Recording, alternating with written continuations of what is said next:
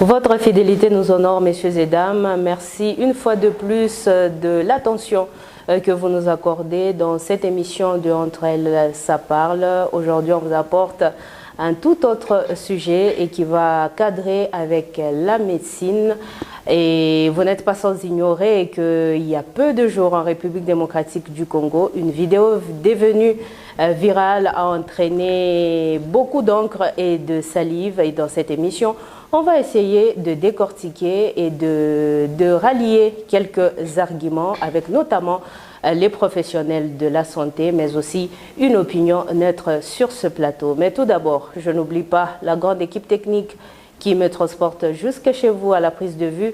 Michel Makita, la réalisation de Patrick Kitenge. Vous souhaitez découvrir quel est le fond de ce message? Ne bougez pas. Cette émission vous est présentée par RTL. Aux affaires entendre. Entre elles, ça parle, ça échange, ça débat. Des sujets de femmes, de société, avec sagesse et vérité. Entre elles, ça parle. Entre elles, ça parle, ça partage, ça éclaire. Des paroles qui élèvent, des femmes qui se révèlent. Entre elles, ça parle. Accouchement et respect, c'est ce thème que nous apportons cet après-midi, messieurs et dames, dans cette émission de Entre elles, ça parle, en long et en large. On va devoir en débattre sur ce plateau. Et bien sûr, je reçois une forte équipe des professionnels de santé. Tout d'abord, monsieur Pierre, à qui je dis bonjour et bienvenue. Bonjour madame, merci beaucoup. Sentez-vous à l'aise? Merci. Landrine Kimessé est aussi sur ce plateau. Bonjour et bienvenue. Bonjour Gloria, je salue également toutes ces personnes qui ont pris le goût de nous regarder cet après-midi. Ça va? Oui, ça va. Et bien sûr, le dernier sur ce plateau, il s'agit du docteur Cristal Cassage. Bonjour et bienvenue. Bonjour madame, bonjour à tous les téléspectateurs et téléspectatrices de la chaîne étoilée. Et bien sûr, c'est avec cette équipe que nous allons devoir en débattre en long et en large. Je précise, ce sont des professionnels de santé, entre autres des médecins, voire même gynécologues que nous recevons sur ce plateau pour parler de ce sujet. Et bien sûr, on va revenir d'abord sur cette actualité qui est donc cette vidéo devenue virale où l'on voit un professionnel ou un tacticien de la santé vraiment violent envers une patiente.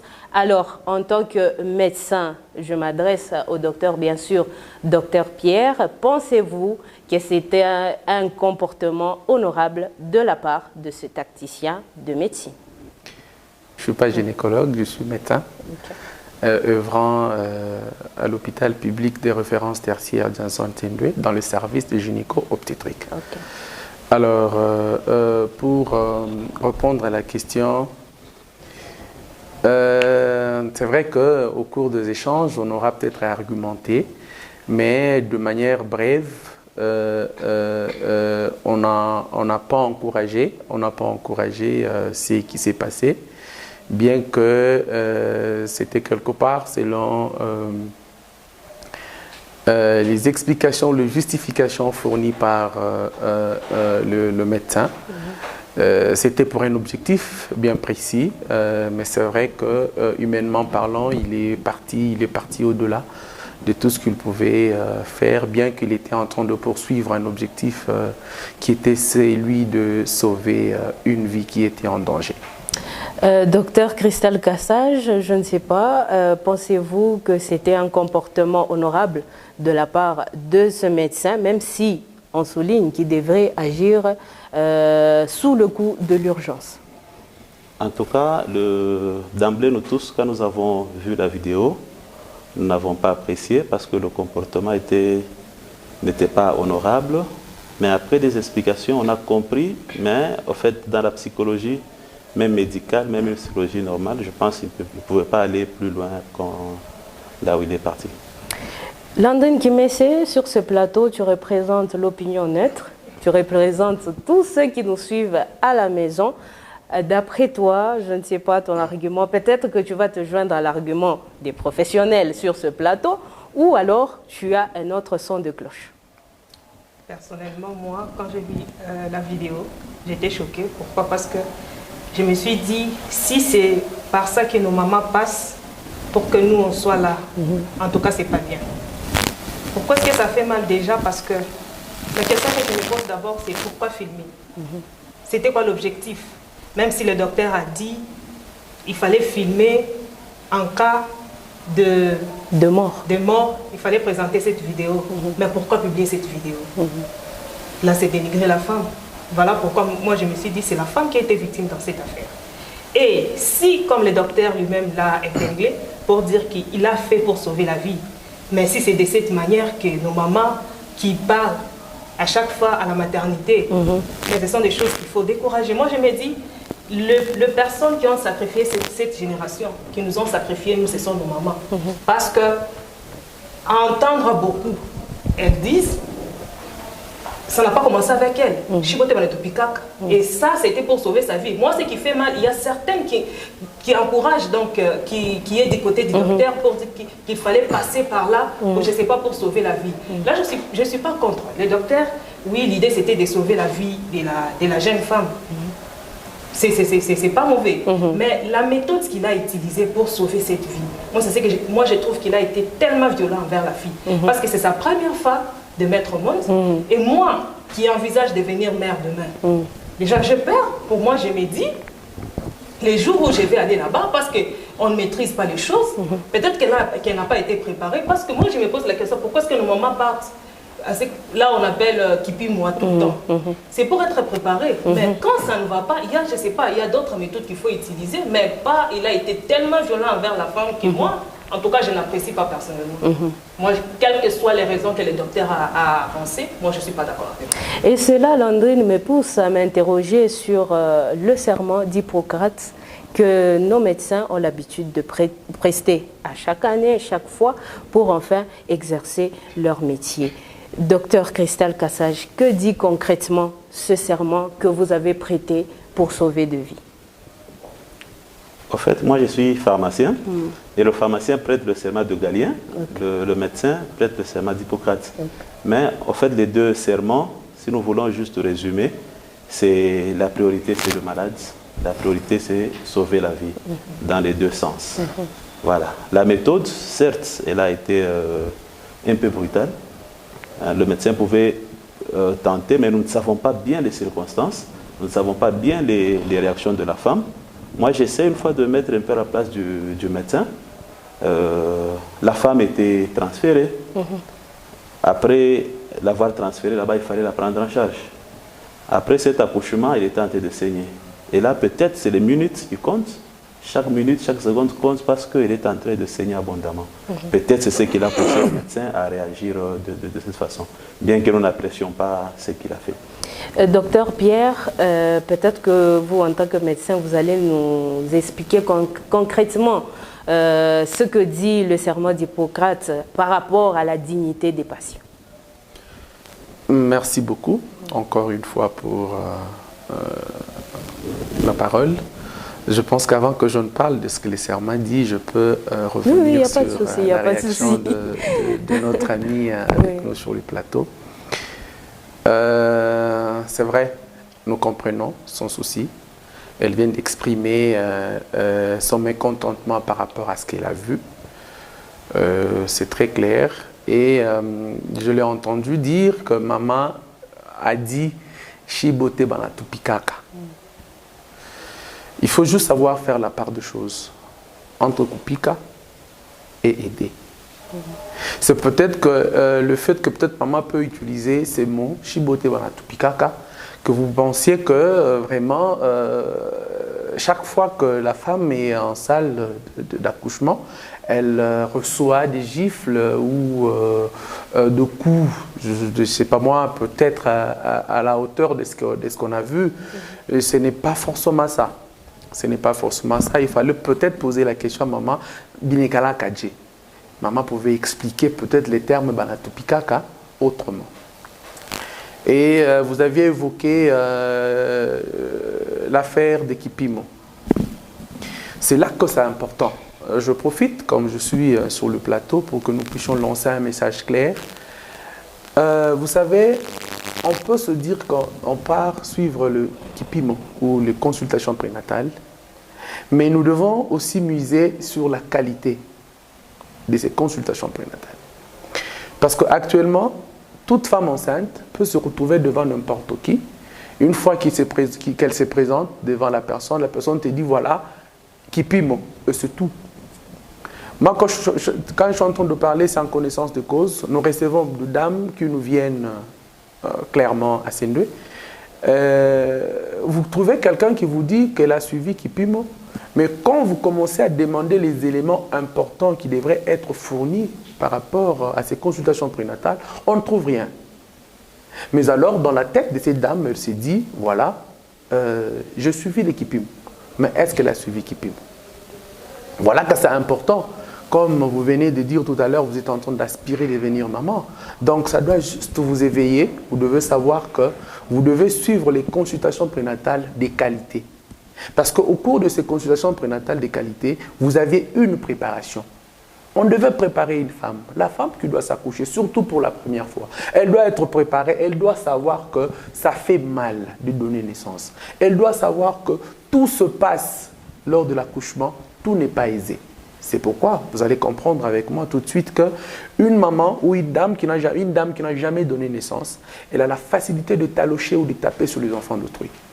Mais une fois qu'elle met au monde, elle voit les choses autrement. C'est pourquoi j'espère que vous avez déjà entendu une maman dire, quand quelqu'un frappe son enfant, il dit « Comment on a cocosé, appelle-moi moi-même, fais-moi un rapport, comme ça moi-même je vais taper. » C'est juste une façon cachée, une façon que le maman vous informe des souffrances ou des peines qu'elle traverse pour accoucher. Mais pas taper. Pas taper s'il vous plaît, parce qu'on ne tape pas pour... On aide au fait, on ne tape pas. Alors, si je peux revenir sur ce que la déontologie dit, je sais pas, je peux lire, oui, si vous le permettez. Je suis en train de lire sur le code de déontologie, sur le devoir de médecin envers le malade. À son article 35, on dit ceci. Article 33 plutôt, je m'excuse. Au cours d'un accouchement dystocique ou prolongé, le médecin doit se considérer comme étant le seul juge des intérêts respectifs de la mère et de l'enfant. Ça s'arrête là. Ça signifie que je suis clair, je ne suis pas en train d'appuyer la vidéo que nous avons vue. Mais quand cet article, si on essaie de l'analyser, un accouchement dystocique, c'est un accouchement difficile. C'est un accouchement qui peut se dérouler dans certaines conditions, voire qui peuvent mettre en danger et la maman et le nouveau-né, celui qui vient. Alors, on nous dit ici que, je me répète, je peux relire, le médecin doit se considérer comme étant le seul juge des intérêts respectifs de la mère et de l'enfant.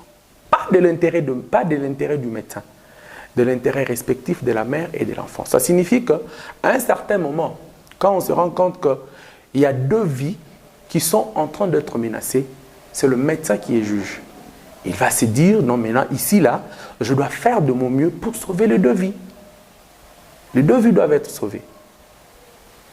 Vous voyez, c'est comme, je reviens chez notre collègue, vous vous imaginez, quand la dame est en train d'accoucher, une dame qui a gardé une grossesse pendant 9 mois ou 40 semaines, elle est passée par beaucoup de choses, beaucoup de peines. Les mamans qui ont déjà conçu savent de quoi je suis en train de parler.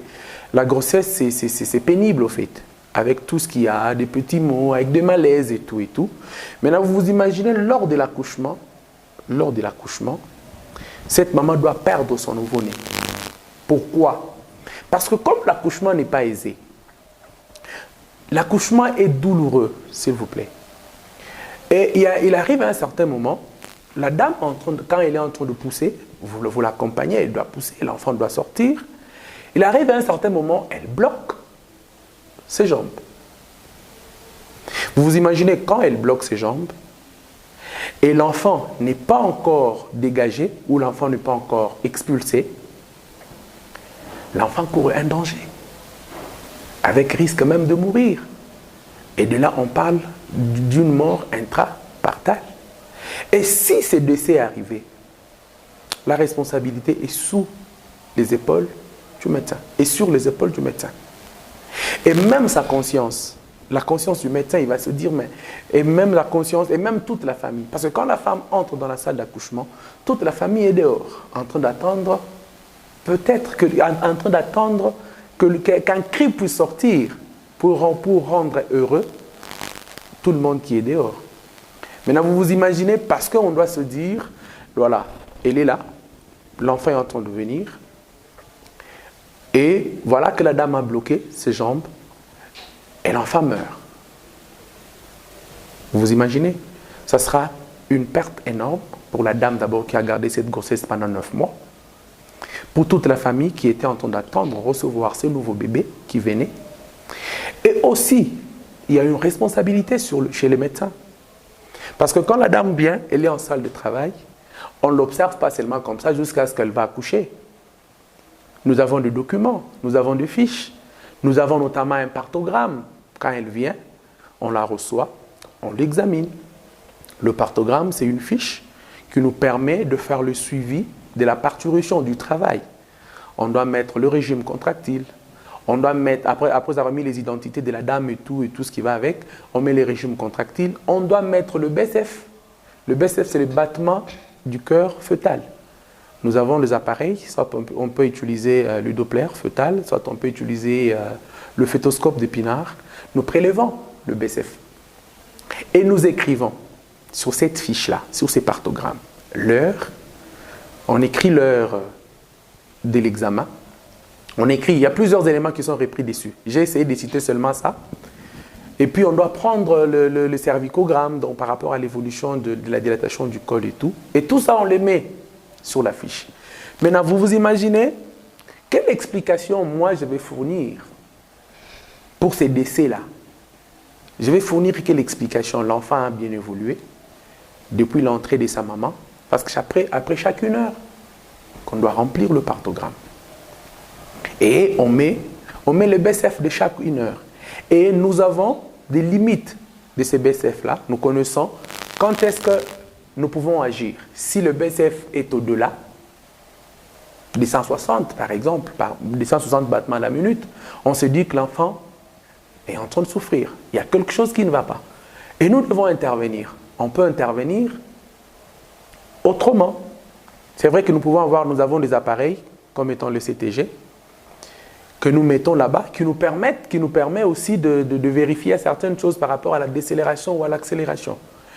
Et nous pouvons avoir un BSF qui part en dessous de 110 battements par minute. Ça nous met une puce à l'oreille. Ça signifie que ce partogramme, c'est un document qui nous permet de suivre de près tout. Et on se dit, si on s'en rend compte que le BSF devient excessif par rapport au BSF normal, on doit agir. Si on se rend compte que le BSF devient bas par rapport au BSF normal, on doit agir. Agir autrement, ça signifie qu'il y a 2 voies d'accouchement. Il y a la voie naturelle, qui est la voie basse, préférée par tout le monde, et il y a la voie haute, qui est aussi une voie normale, que nous choisissons en second lieu, si et seulement si, il n'y a pas de contre-indication d'une voie basse. S'il n'y a pas de contre-indication d'une voie basse, et qu'on se dit qu'on doit obtenir cet accouchement par voie basse, nous poursuivons la voie basse. Mais si on se dit, on a choisi la voie basse, mais il y a des contre-indications, il y a des éléments qui se sont ajoutés, qui nous mettent mal à l'aise. Et parmi ces éléments-là, même quand l'enfant commence à souffrir, on doit agir, on doit aller par la voie haute, on doit opérer la maman pour sortir cet enfant-là, parce que l'enfant ne doit plus continuer à souffrir parce qu'il doit en mourir. Maintenant, vous vous imaginez, si je dois brandir cette fiche, on voit que le battement du cœur fœtal était en train d'évoluer normalement, jusqu'à dilatation complète, où on autorise à la dame de pousser pour qu'elle accouche, et l'enfant doit mourir. Et je dois me justifier comment? C'est comme ça que on stimule une maman, pas taper. On stimule. On peut stimuler, oui, on stimule de plusieurs manières. On stimule juste parce qu'on se dit, ici nous sommes devant un danger. Si l'enfant ici décède, parce qu'on sait qu'on essaie de comprendre, cette maman-là n'est pas en train de faire exprès, on sait que la douleur est vraiment atroce. Elle ne fait pas exprès. Et par moments, par rapport à ce qu'elle est en train de ressentir, si nous aussi, on se dit, ok, on se rallie derrière elle, on doit aussi souffrir, on doit aussi compatir, on doit aussi partager avec elle ces moments ici, ça signifie qu'on va perdre cet enfant. À un moment donné, on doit prendre des responsabilités. Voilà que le médecin devient le seul juge. Il s'est dit, mais ici, là, je dois gronder la dame. Je dois gronder, je dois mettre la pression pour qu'elle comprenne que pour le moment, l'enfant est en danger. Et ça va permettre à ce que cette dame-là puisse expulser cet enfant. Et ça nous donne la joie. Et toutes ces dames-là, après avoir passé toutes ces peines-là, je vous assure, elles sourissent après. Quand elle va voir son bébé, elle va sourire. Elle va oublier même toute la douleur qu'elle a eu à traverser. Maintenant, vous vous imaginez, elle doit sourire. Mais si seulement on doit se dire, bon, on doit être passif, on doit observer, on doit la laisser jusqu'à ce qu'elle-même voudra pousser et que l'enfant décède. Parce que coûte cet enfant-là, qu'il décède ou qu'il soit vivant, il sera obligé par sortir, quelle que soit la voie. Maintenant, vous vous imaginez maintenant que cet enfant-là sort, il n'a plus de vie. Est-ce que cette dame-là ou cette maman-là va sourire? Non, moi je Elle ne va pas sourire. Bon, moi je suis très d'accord quand vous dites qu'il faut gronder. Je suis très d'accord. Oui. Parce que moi je me dis, si la maman qui parlait de la vie, c'était ma maman, j'allais poser directement la question. Pourquoi est-ce que vous laissez qu'on vous frappe? Mais comme vous venez de dire, il y a des moyens que vous utilisez pour sauver la vie de la maman et la vie de l'enfant. C'est tout à fait normal. Mais la question que je me pose avec la vidéo qu'on a vue, ça, ce n'était pas stimulé, parce que vous avez parlé de la stimulation. Oui. Ça, ce n'était pas stimulé en tout cas. Ça, moi, j'ai vu cette vidéo, donc c'était après l'accouchement. Je sais pas. On dirait que c'était prémédité. Il était en train de stimuler quoi en ce moment? C'était pour stimuler quoi? Et puis Landrine, Voilà. Landrine d'ailleurs, tu viens de me mettre la puce à l'oreille. Parce que dans cette vidéo, vous allez m'excuser, moi j'ai fait la communication. Donc l'image, pour moi, ça compte beaucoup. Donc, dans cette vidéo-là, moi je vois beaucoup de détails. Premièrement, on voit dans cette vidéo, on voit une femme qui vient d'accoucher, qui est nue, qui n'a même pas la robe. Je ne sais pas, même pas un petit drap là qu'on voit par moment, les médecins mettent sur nos mamans. Il n'y a pas ce drap là. Et dans l'ombre, il y a des voix qui sont là en train de filmer la dame. Je suppose que ce sont des sages-femmes ou des infirmiers. Mais je me pose la question de savoir le rôle de ces personnes-là à ce moment-là dans cette salle d'accouchement. C'était quoi? C'était quoi le but? Est-ce qu'ils étaient là pour filmer la dame simplement et puis sortir? Soit ils aidaient aussi à stimuler. Ou soit ils stimulaient avec leur voix? On ne sait pas. Ça c'est une deuxième question. Et puis, troisième question. Bon, on s'est aussi documenté. J'ai eu à lire quelque part, bon, pas ici en RDC, mais ailleurs, dans des notes médicales, où on dit que quand un patient est têtu, les médecins peuvent recourir à des gestes tels que stabiliser ce patient-là en l'attachant, par exemple, au lit de la salle, ou encore le médecin peut recourir à des infirmiers ou encore des sages-femmes pour maintenir cette femme-là pourvu que plutôt il puisse arriver à bout de son traitement donné après accouchement. Maintenant, avec toutes ces questions-là, je me dis, lui, il est médecin, non? Il a eu quand même à étudier ça à l'université ou encore il s'est documenté. Mais pourquoi il n'a pas sollicité les autres voies? Il fallait seulement taper la maman d'autrui. Et c'était après accouchement. Après accouchement. Il voulait stimuler quoi? Mais même si on dit, bon, bon, vous êtes professionnel de santé, essayez de nous faire comprendre par rapport à toutes ces questions que nous venons de relever ici. Voilà. Alors, encore une fois, merci. C'est vrai, quand j'étais en train de parler, je parlais de stimulation avant l'accouchement. C'était parce que madame a dit, non, maman a dit, on nous tape. Ce n'est pas taper.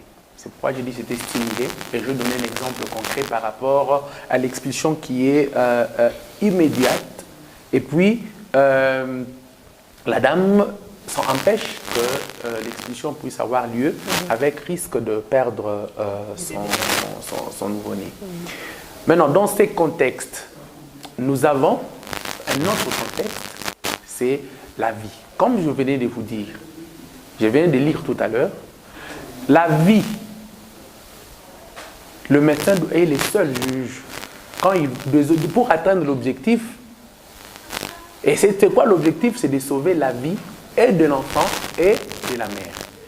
Après l'expulsion du nouveau-né, j'ai dit ici que la maman doit sourire. Elle sourit, ok, on met l'enfant à côté.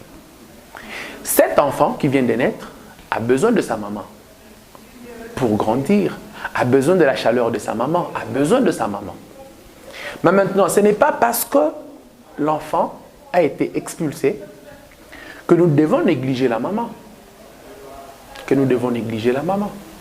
La maman, comme l'image, parce que nous sommes en train de discuter autour de l'image que nous avons vue.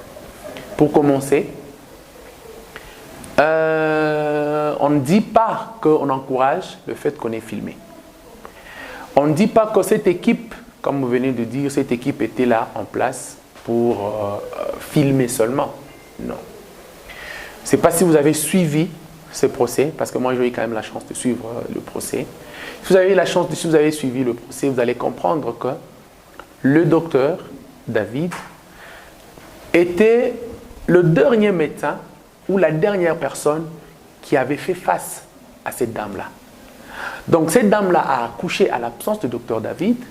Il y a deux médecins ou deux sages-femmes, le médecin et les sages-femmes qui ont essayé de convaincre la dame pour réussir à réparer des lésions et qui n'ont pas pu.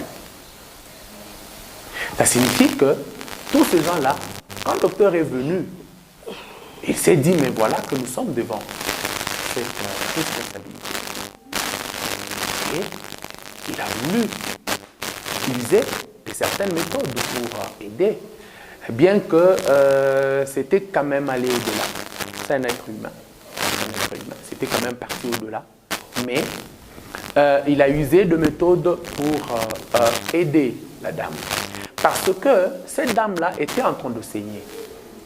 Elle était en train de saigner. En saignant, on perd du sang. J'évoque un élément parce qu'elle disait que Tikangala on met la ici et aussi là. Laisse-moi, je vais prendre le produit, ça va finir. C'est une histoire que nous entendons souvent. Il y a des dames qui viennent, quand on veut l'aider, non, je vais prendre le produit. Oh, souvent, moi, je saigne comme ça, je prends le produit. Il y a des saignements et des saignements.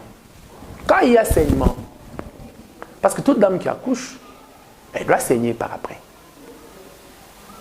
Et il y a maintenant la quantité qui nous permet de nous dire, est-ce là nous sommes en danger ou pas? Parce que le placenta qui est inséré, quand il se décolle, la plaie cavitaire reste et elle sera en train de saigner. Mais maintenant, si nous avons une quantité qui est inférieure ou égale à 500 ml ou 500 cc, on se dit, ça, c'est normal. Ça, on se dit, c'est la plaie cavitaire qui saigne. Mais si nous commençons à perdre du sang au-delà de 500 cc, là, il y a une cause, il faut agir. Et même si c'est inférieur à 500, ce n'est pas aussitôt inférieur à 500 et puis on se dit, on tourne le dos, on part. Non. C'est pourquoi la dame, quand elle vient d'accoucher, elle doit rester en salle. On doit l'observer au moins pendant 2 heures dans la salle d'accouchement. On doit l'observer. Et même le partogramme dont je vous ai parlé là ne se limite pas seulement à l'accouchement, ça va même dans le postpartum. On doit commencer à surveiller chaque 15 minutes, chaque 30, jusqu'à ce qu'on va atteindre ces 2 heures-là. On se dit, c'est bon, on apprécie, on se dit, maintenant là, on peut l'amener en salle. Alors, si ces saignements-là viennent, nous devons explorer pour connaître quelles sont les origines de ces saignements. Ces saignements peuvent venir peut-être de la plaie cavitaire. Ça peut arriver que l'utérus a du mal à reprendre sa physiologie ou à se contracter normalement, ça nous demandera d'agir. Ça peut arriver qu'il y a des débris ou des déchets qui étaient restés à l'intérieur, qui empêchent à ce que cet utérus-là puisse commencer à se récontracter normalement pour revenir. Parce que normalement, l'utérus doit évoluer, il doit se récontracter jusqu'à devenir tout petit et redevenir intrapelvien. Parce qu'au cours de la grossesse, il prend de volume. Alors, s'il y a des histoires qui sont à l'intérieur, on doit les enlever pour permettre à ce que l'utérus puisse commencer à évoluer, à réduire le volume. Ça peut arriver que ça soit une rupture utérine. Ça signifie que l'utérus, là, c'est rupturé. Donc, il y a une communication avec l'extérieur. Est-ce que pour ça, vous pensez qu'on peut prendre un produit et ça finit? Non. S'il y a une rupture utérine, on doit normalement d'ailleurs aller ouvrir et réparer. Sinon, elle va saigner et elle va en mourir. Nous quittons. Nous descendons vers le bas. Nous avons le parti molle. Le parti molle, là nous voyons la cavité vaginale. Nous voyons le col utérin, qui est cette continuité-là de l'utérus, qui est de l'autre côté, dans le vagin, qui peut se déchirer aussi lors de l'accouchement, surtout pour le primipare. Par moments, elle vous pousse. Surtout pour les plumes, surtout celles qui ne collaborent pas. Parce que normalement, pour qu'une dame, pour qu'une parturiente puisse pousser, elle doit attendre le mot d'ordre du médecin ou de la sage-femme qui évalue et se dit là, nous sommes en dilatation complète. On l'amène sur le lit technique où elle doit maintenant pousser, elle doit expulser. Maintenant, celles-là qui ne collaborent pas, par moment, elles peuvent pousser à dilatation non complète. Maintenant, si elle pousse à dilatation non complète, ça signifie qu'elle est en train de forcer que l'enfant puisse sortir et pourtant le col n'est pas encore suffisamment dilaté. Et il y aura déchirure du col. Et si cette déchirure-là est observée, elle saigne. Il faut réparer. On ne peut pas prendre un produit qui va calmer un saignement qui vient d'une déchirure cervicale. Jamais. Alors, je reviens sur ce que vous aviez dit tout à l'heure, que vous avez lu sur toutes les méthodes que vous avez vues là. Il y a une différence.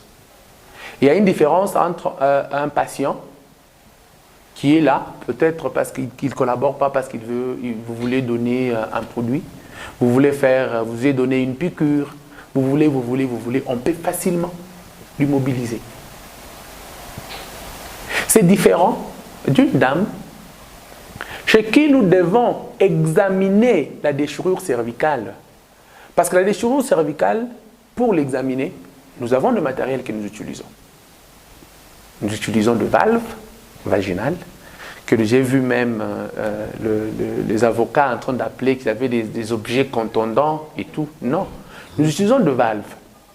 Ces valves-là doivent nous aider à écarter, parce que nous devons écarter pour voir l'intérieur, et nous devons nous servir des pinces en cœur pour que nous puissions faire l'examen du col pour voir est-ce que ce saignement vient de la déchirure du col. Parce que quand il y a saignement, nous devons commencer à éliminer une cause après l'autre pour être à l'aise. Et lorsque nous commençons par la première cause, on élimine la deuxième, la troisième, on doit aller sur la quatrième. On doit regarder l'intégrité du col. Est-ce que le col est intact? Maintenant, docteur, est-ce que le docteur en question, là, est-ce qu'il avait eu le temps de demander ça peut-être à l'accoucher? Pourquoi pas? Parce que je l'ai vu, on avait vu tous qu'il y avait une valve vaginale qui était là.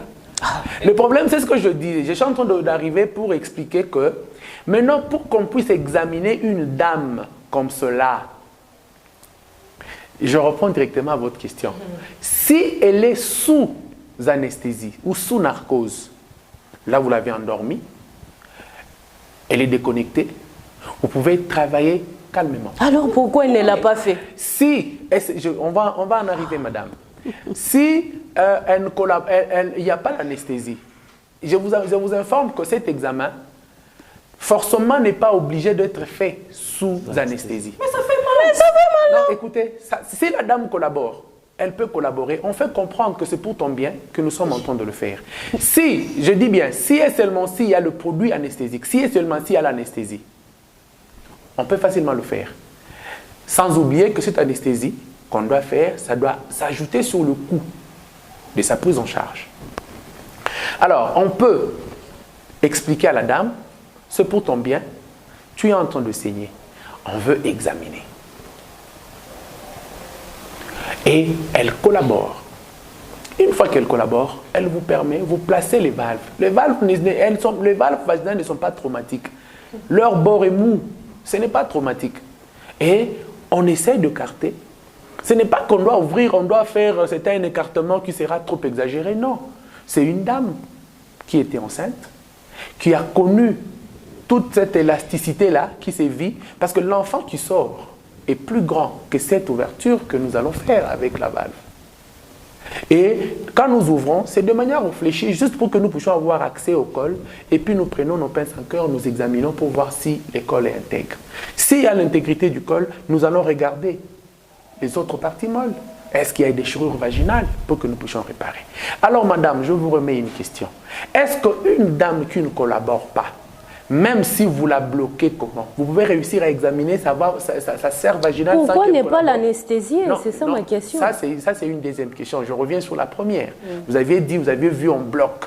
Est-ce qu'on peut la bloquer? C'est pourquoi même une femme qu'on viole, à moins qu'elle soit tellement fatiguée ou qu'elle puisse avoir peur et qu'elle cède. Mais pour qu'une femme, qu'on puisse violer une femme, en tout cas, si elle ne te permet pas, tu ne sauras rien faire.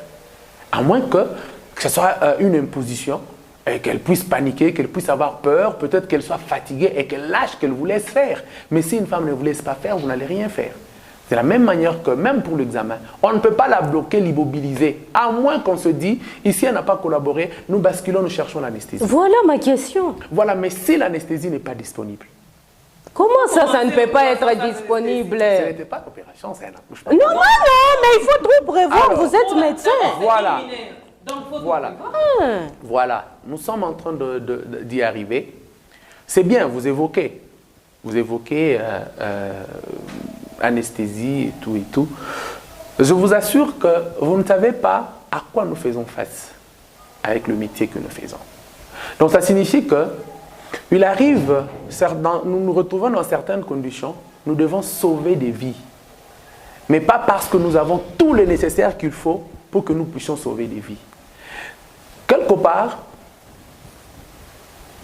nous sommes en train de saluer d'ailleurs la décision, les jugements portés pour Dr David, parce que je vous assure que nous posons des gestes héroïques. Nous, que vous voyez ici, nous souffrons par moments pour vous le malade. Nous nous sacrifions, nous nous battons pour donner sourire.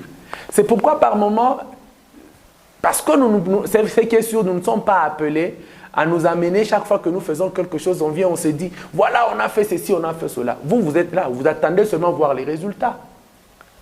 Parce qu'il arrive des fois que vous nous tapez même. Si vous voyez que le médecin mais c'est différent, hein? C'est pas différent. C'est pas comme vous avez tapé la pauvre patiente là. Mais nous vous informons que, madame, vous nous tapez même parce que vous ne voyez pas que ce que nous traversons pour sauver des vies. Par moment, quand vous amenez votre patient ou patiente, nous entrons avec, quel que soit l'état, nous devons nous battre pour sauver la vie, n'est-ce pas? Mais là où nous sommes, vous ne savez pas à quoi nous passons. Vous ne savez pas qu'est-ce que nous faisons. Nous nous sacrifions. Par moment, nous ici, médecins, nous donnons même de notre sang. On peut me prélever, moi, le sang pour aider un malade ou une malade. Mais après, si ça ne marche pas, vous nous tapez. Aujourd'hui, parce qu'on a tapé une accouchée, on a tapé une malade, ça fait du bruit partout. Mais vous, est-ce que vous faites du bruit quand on tape le médecin? Quand le médecin vient pour vous sauver. Mais c'est dans l'inconscience, non? Non, pas dans l'inconscience. Si, sous l'effet aussi de la peur, il y a des choses qui arrivent. Mais est-ce que le médecin, lui, il avait peur? Est-ce qu'il était traumatisé? Oui. Quand il frappait la patiente? Je vais vous expliquer pourquoi il était traumatisé. Je vais arriver pour vous expliquer comment il était traumatisé. Je reviens d'abord pour vous dire que nous, médecins, c'est parce que nous... Écoutez, la médecine, c'est de l'apostolat. Et nous faisons la médecine, c'est par amour. Je vous assure que même vous, quand vous amenez vos patients ou vos patientes à l'hôpital, même si vous n'êtes pas professionnel de santé, vous savez voir que l'état de notre malade ici, ce n'est pas bon. Mais vous amenez, et les médecins entrent, ils se battent. Quand ils viennent, si ça n'a pas marché, ils vous disent non, voilà, ça n'a pas marché. Vous commencez à taper sur le médecin. Vous le tapez pourquoi? Et pourtant, peut-être vous aviez votre malade, vous avez traîné avec votre malade partout là-bas, et puis vous venez en retard. Nous essayons de faire quelque chose, on ne parvient pas, mais vous nous tapez. Mais et quand vous nous tapez... Vous êtes en bonne santé, c'est pas que vous êtes malade. Nous sommes en bonne santé. Qu'est-ce qui vous rassure que nous sommes en bonne santé? Quand vous venez travailler, vous êtes en bonne santé. Je vous informe qu'un médecin peut être convalescent. Un médecin, est-ce que la bonne santé d'abord c'est quoi de par la définition? Est-ce que vous savez qu'un médecin peut aller travailler même ayant faim? J'ai faim mais je sais que je dois travailler. Est-ce que je suis en bonne santé? On ne refuse pas, mais les cas c'est différent. Est-ce que je suis en bonne santé? Les cas c'est différent. Mais je me dis, madame, c'est mon poste, je dois travailler. Mais je ne dois pas, imaginez-vous, vous arrivez à l'hôpital, on vous dit, ah, le médecin qui devait travailler, non, moi j'avais faim, je n'avais pas la nourriture, je ne viens pas. Vous voyez ce que ça se passe? Mais le médecin vient. Mais vous ne savez pas à quoi est-ce qu'il est passé, vous ne savez pas si est-ce qu'il a mangé, vous ne savez pas si ce médecin ici nous avons des a payé la maison. Mais si chaque malade devrait commencer à étaler aussi les difficultés par lesquelles le malade est passé. Vous n'allez pas vous comprendre. Dans le sens où, malgré tout ça, là, le médecin n'est pas en train d'expliquer ça. Il vient travailler. Il vient vous aider. Mais vous ne voyez pas ses efforts. Quand vous venez en retard et puis on vous explique qu'il y a décès, vous tapez. Vous ne savez pas, vous dites qu'il est en bonne santé, mais il a assez de problèmes qu'il a mis de côté pour venir aider. Mais vous tapez. Alors, par rapport à la dame, et quand vous nous tapez, on ne fait pas du bruit. Personne n'a jamais fait du bruit. D'ailleurs, on ne parle même pas. On fouille, on se cache, on tape des médecins même jusqu'à les blesser. Et nous vous informons qu'on nous tape. Si on ne fouille pas, on peut même nous tuer. Est-ce que vous faites du bruit? Mais au moins, vous êtes nombreux, non? Est-ce que vous êtes seul par moment? Pas forcément. Mais vous êtes en équipe. Vos collègues peuvent aider à maintenir la dame là. Vous êtes quand même en équipe. Vous n'êtes pas seul contre le monde, comme c'était le cas de cette dame-là, quand même. J'en ai vu un cas à l'hôpital Jekamine Sud. Une fille amenée par ses parents. Une fille qui était enceinte ailleurs. Ses parents n'étaient pas au courant. Elle a avorté sans que les parents ne soient informés. Et ça compliqué, on l'amène à l'hôpital de toute urgence. Elle était jumelle. On essaie d'intervenir, elle décède. Et tous ces médecins qui étaient dans la salle, tous ceux qui amenaient le corps à la morgue, étaient tapés sérieusement. Oui. Alors, après autopsie, on se retrouve que la fille avait avorté. Mais après avoir blessé le médecin et autres. Mais là, c'est un autre cas. Nous, on parle encore quand le patient est vivant. Parce que, excusez, parce que Dr Pierre a relevé ici en disant que les mamans vont accoucher, ils leur tapent, ils n'en parlent pas. Mais quand même, vous voulez comparer ce que le médecin là, il a fait avec ce qui se passe involontairement, avec ces femmes accouchées. Quand même, il n'y a pas photo. Je n'ai pas dit il n'y a pas photo. Ou bien c'est une justification. Non. Ce n'est pas une justification, je suis clair à ce sujet. Je dis ceci, je n'ai pas dit que nous tapons, je parlais que nous stimulons pour que nous obtenions l'accouchement. Pas taper. Non, c'est par rapport à ce que vous avez dit. Vous êtes aussi tapé. Non. Vous êtes aussi tapé, c'est par rapport à ça que c'est juste un élément que j'évoque, que je dis. Vous dites que nous, voilà, on a tapé. Mais je vous ai juste informé que nous ici, mais c'est différent. On nous tape presque tous les jours. C'est différent, docteur. On vous tape, demain vous venez, vous êtes en forme. Oui. Donc, il y avait le sang qui coulait. Ajoutez encore les gifles, les baffles. Vous voulez la battre? Voilà maintenant que je avais dit que je devais en venir par rapport à... Vous avez dit, il y avait urgence et tout et tout. Nous vous informons que, madame, les hémorragies du postpartum font partie de premières causes de mortalité maternelle. Les hémorragies du postpartum font partie des premières causes. Je pense même jusque-là, c'est la première. Parce qu'il y a la tension sur grossesse ou la prééclampsie. Il y a les hémorragies du postpartum. Que vous trouvez aujourd'hui banal, que vous banalisez parce que vous avez vu que le docteur a porté la main dessus. C'est vrai que nous n'encourageons pas cela, mais nous vous informons que Ça fait partie des premières causes non, de mais mortalité quelque part, vous les soutenez. maternelle. Non, je ne soutiens pas. Oui, alors, parce que je c'est vais vous votre expliquer collègue. maintenant. Vous savez, quand il y a mort maternelle, quand il y a mort maternelle, c'est tout le monde qui en parle. Et le médecin est entendu. Chaque fois qu'il y a décès maternel, il y a revue du décès. Et je vous informe d'ailleurs, il y a certains pays qui vont loin. Je ne sais pas si vous étiez au courant, vous avez vu, il y a nos confrères congolais qui sont, je crois, en prison encore dans un pays d'Afrique parce qu'il y avait décès maternel. Selon les informations qu'on a eues, on ne sait pas si c'était vrai, au cours d'une intervention après et tout, il y a eu décès maternel. On a pris les deux frères, les deux Congolais, ils sont en train de gîre en prison présentement parce qu'il y avait mort maternelle. Alors, quand il y a mort maternelle, ça met mal à l'aise. Mais maintenant, vous voulez qu'il y ait décès maternel pour que vous puissiez encore condamner le médecin. Et pourtant, lui, son objectif était d'éviter cette mort-là. Et il voulait aider. Et en suivant son explication par rapport à la couverture santé universelle, étant un hôpital de référence, l'hôpital de référence, premièrement, ne peut pas envoyer dans un centre médical. Parce que l'échelon est déjà inférieur par rapport à l'échelon de l'hôpital des références. Selon ce que nous avions suivi ensemble lors de ce procès, il faut au moins, si on veut envoyer, on doit envoyer dans les hôpitaux de référence, soit aux cliniques universitaires. Il a expliqué que selon ce qui se passe, il doit signaler les ambulanciers. Ces ambulanciers doivent aussi appeler leurs responsables. Et leurs responsables, à leur tour, ils doivent chercher quel est l'hôpital qui est libre, où il y a disponibilité du personnel pour qu'on puisse envoyer cette dame, qu'elle soit prise en charge. Mais maintenant, essayons de réfléchir. Le timing qui s'est passé de l'accouchement jusqu'à tout ce temps que la première équipe est passée chercher à convaincre la dame pour qu'elle accepte la réparation, jusqu'à ce que le docteur David est arrivé, il a pris aussi le temps de chercher à convaincre la dame pour qu'elle accepte la réparation. On ne sait pas c'était combien de temps qui s'était passé. Et il faut encore attendre qu'on puisse appeler, qu'on puisse chercher quel est l'hôpital qui peut être disponible ou qui peut accueillir cette dame. Et puis à Kinshasa. Et puis à Kinshasa, avec les embouteillages qu'il y a.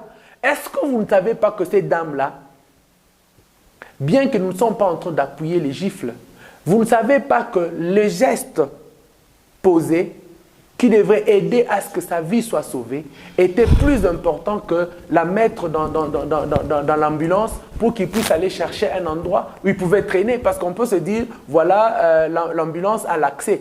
Mais l'accès, c'est s'il y a moyen de faire passer l'ambulance. C'est comme ça que je suis clair, je dis, je ne suis pas en train d'appuyer la hauteur ou le fait de gifles ou de tout ce que nous avions vu dans la vidéo, mais je vous assure que c'est référent à l'article que je venais de vous lire tout à l'heure. Docteur se retrouvait responsable, le seul juge à atteindre l'objectif de sauver la vie de cette dame qui était en train de saigner. Alors il a usé de méthodes, bien que quelque part un peu excessives, pour sauver la vie. Et il a obtenu les résultats parce qu'après ça, cette dame a collaboré. Après ça, il a réussi à réparer. Même si après que la dame soit sortie, elle était internée au centre médical Diamant, nous avions suivi le médecin de Diamant qui a expliqué lors du procès, je crois hier, quand ils ont reçu la dame, lui a bien parlé qu'il y avait une infection de ses plaies. Alors cette infection de plaies, ou cette infection parce qu'il y avait même certains fils qui avaient lâché, parce que nous vous informons que quand il y a une infection qui s'installe, les fils peuvent lâcher.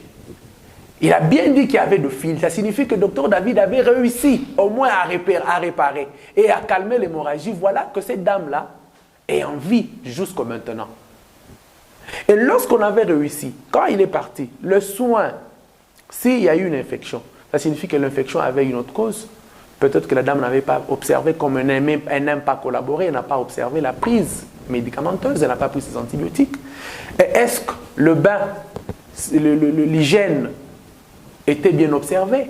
Tous ces éléments-là peuvent expliquer le fait que l'infection se soit installée. Voilà pourquoi même qu'elle était observée, même au centre, comme le docteur a expliqué, observé, il devait faire le pansement. Parce que normalement, quand il y a infection, on ne peut plus restituer sur place. On doit d'abord traiter, l'infection doit partir.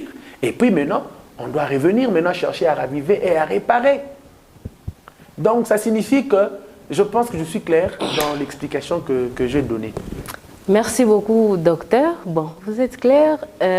Docteur Cristal Cassage, ne pensez-vous pas qu'avec toute cette polémique qui a entouré, bien sûr, cet événement et même ce procès, ne pensez-vous pas qu'à la longue, les professionnels de santé, médecins que vous êtes, peut-être auront des réticences à ne plus intervenir dans des cas pareils?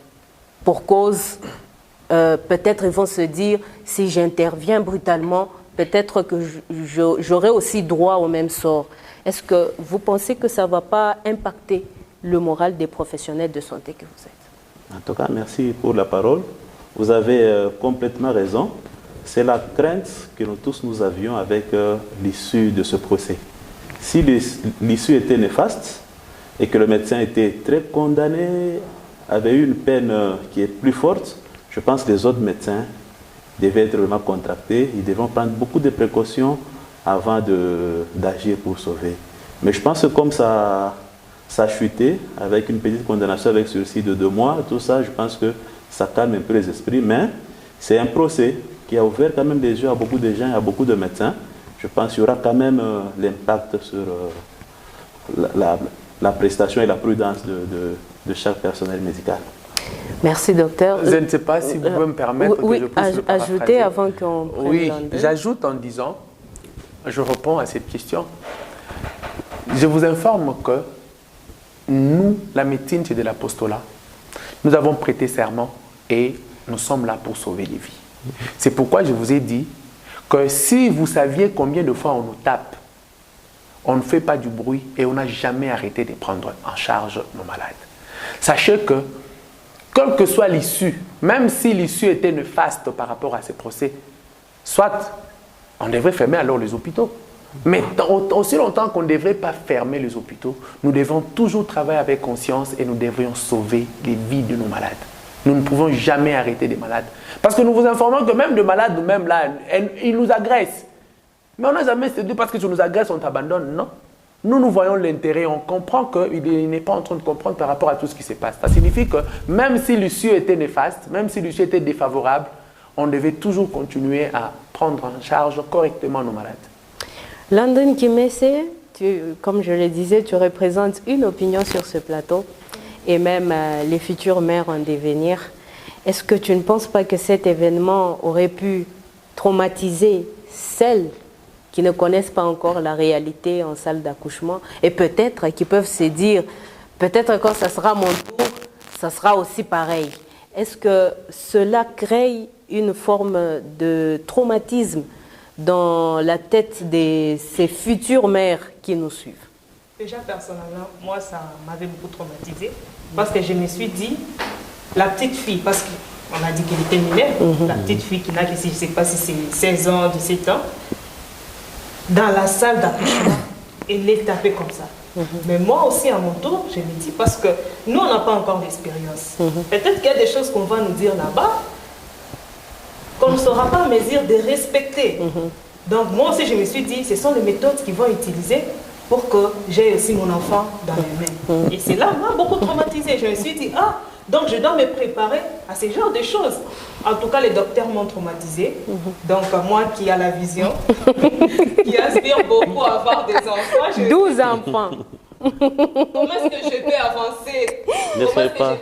Ne soyez pas traumatisés, c'est un cas exceptionnel. C'est qui est vrai, je suis Non, ce n'est pas un cas exceptionnel. Moi, je m'excuse de prendre la parole, j'essaie de te reprendre. Je sais que je l'ai dit au début.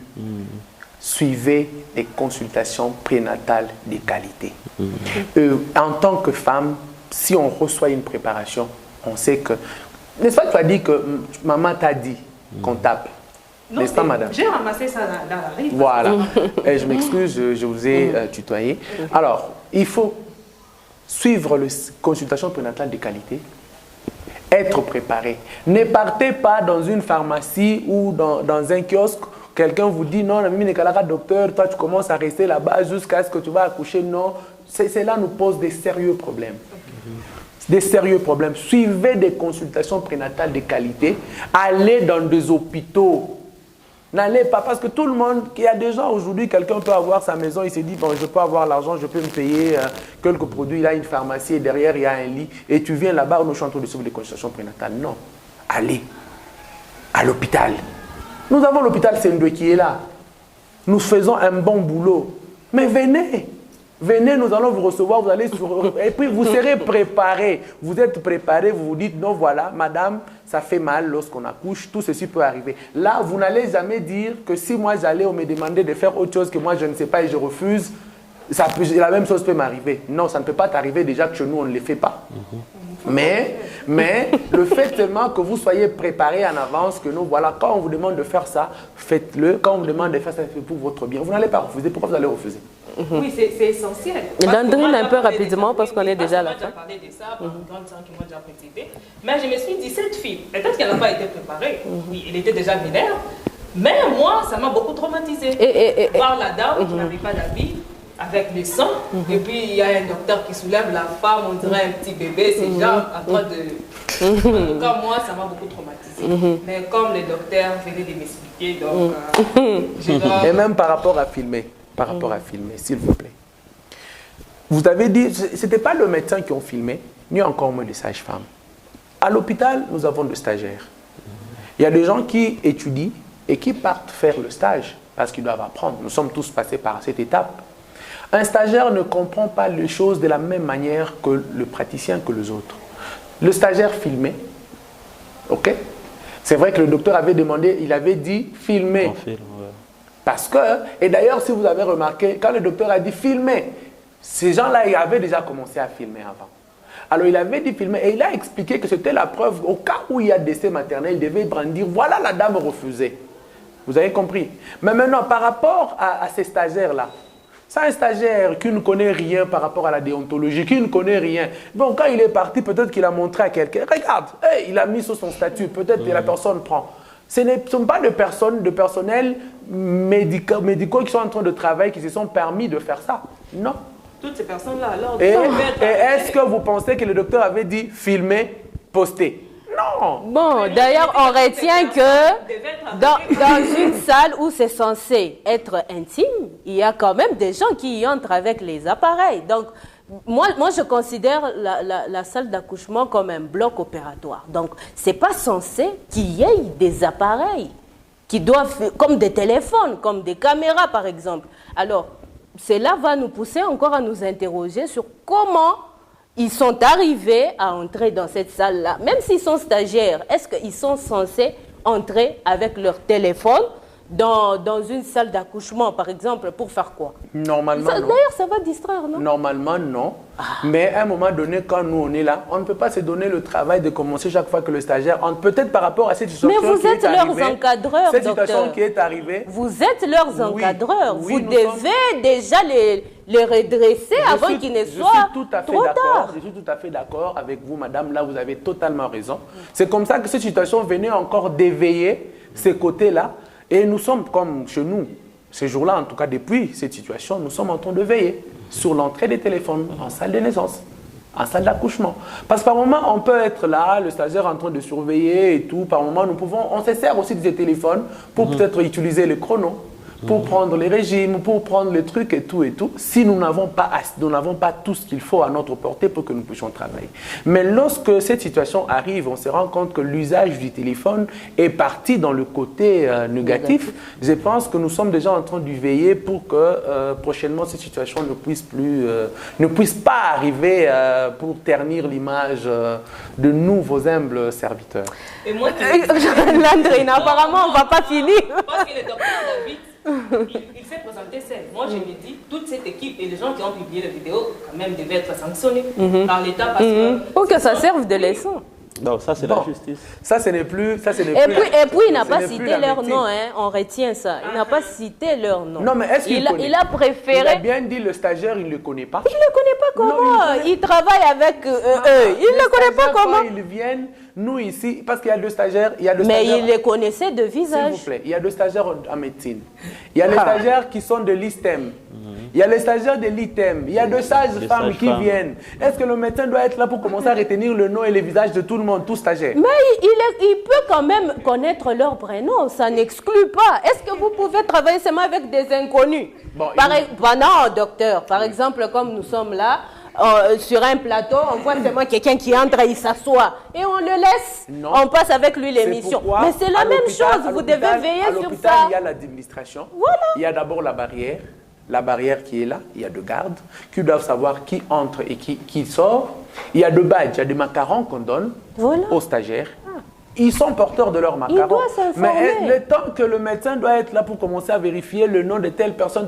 Non, chaque jour. Vous avez un service, non, madame, docteur. vous avez un chaque service à jour, gérer, vous avez des il est en urgences, train de mais voir vous devez commencer à voir le ses nom. étudiants en train de venir dans ce centre hospitalier pour apprendre. Oui. Donc c'est censé qu'il connaît quand même quelques visages, même s'il il ne les connaît pas de nom, quand même il a l'obligation de les connaître un tout petit peu. Ici chez vous, par exemple à Nyota, vous vous dites que nous avons 2 ou 3 candidats qui viennent faire le stage pendant une période. 2 ou 3, facilement vous pouvez retenir.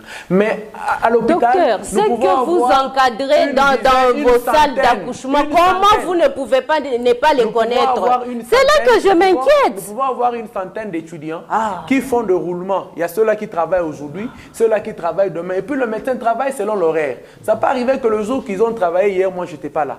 J'arrive le jour que moi je dois prester, j'ai des urgences que je trouve, je dois prendre le temps de commencer à retenir le nom de tout le monde. C'est vrai que ce n'est pas mal, mais ce n'est pas aussi mince à faire, surtout quand nous sommes devant des urgences à traiter, comme le cas échéant. La dame en train de saigner, vous dites non, non, laissez d'abord, je dois commencer à regarder les stagiaires. Bon, de toutes les façons, c'est une discussion qu'on va continuer dans les couloirs parce que c'est inquiétant. Merci beaucoup, docteur Christelle Kassage, d'avoir répondu à notre invitation. C'est moi qui vous remercie. Merci, Landine Kimese. Merci, Gloria. Merci, docteur Pierre.